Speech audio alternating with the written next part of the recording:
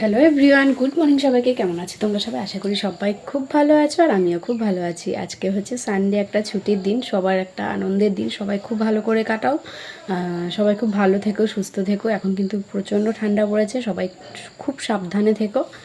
আর এখন বাজে হচ্ছে ঘড়িতে 8টা, আর আমি কিন্তু চলে এসেছি বিছানা তুলতে। আজকে কাজকর্ম আগেই সেরে নিয়েছি, তোমাদের সঙ্গে কিছুই শেয়ার করা হয়নি। যেহেতু আজকে ছুটির দিন, তাই ওই যে গা ঢিলেমো একটা রয়েই যায়। মামামে যেহেতু স্কুল নেই, সকালে ওঠারও চাপটা ছিল না।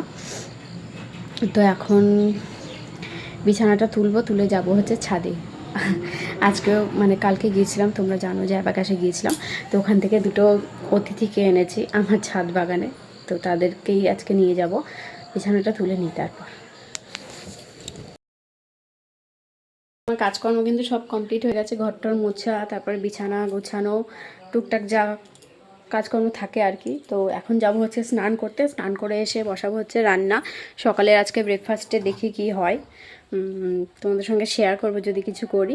তো চলো আমি এখন স্নানটা করে আসি। আর মাহির জন্য ম্যাগি করে রাখলাম। আর ছাদে গিয়েছিলাম, আমার বললাম না যে দুটো নতুন অতিথি এনেছি, তো তাদেরকেই আর কি রেখে এলাম ছাদে। তো তোমাদের কিন্তু পরে দেখাবো, এখন দেখাবো না।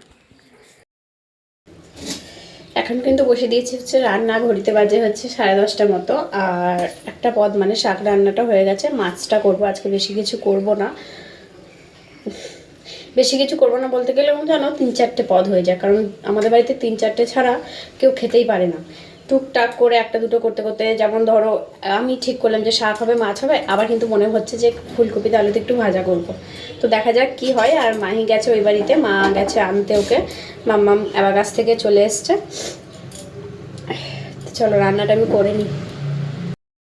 এখন কিন্তু বিকেলবেলা মানেই কিন্তু হাজারো কাজ আছে। বিছানা গোছানো, জামা কাপড় গোছানো, ঘর ঠর ঝাড় দেওয়া, একটু গুছিয়ে রাখা, এইসব।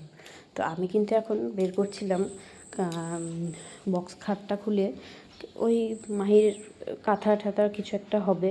তো এই সব কিছুই হচ্ছে বিকেলের আমাদের সব মেয়েদেরই কাজ। এরপর কিন্তু আর কোনো রকমের ভিডিও আমি শ্যুট করিনি, কারণ গিয়েছিলাম একটু ও বাড়িতে। তারপরে যেহেতু বাবা এসছে, ও বাড়িতে গিয়েছিলাম, আর সব কাজ ছিল, তার জন্য আর কোনো রকমের ভিডিও শ্যুট করা হয়নি। তো চলো, সবাই ভালো থেকো, সুস্থ থেকো, সবাইকে গুড নাইট।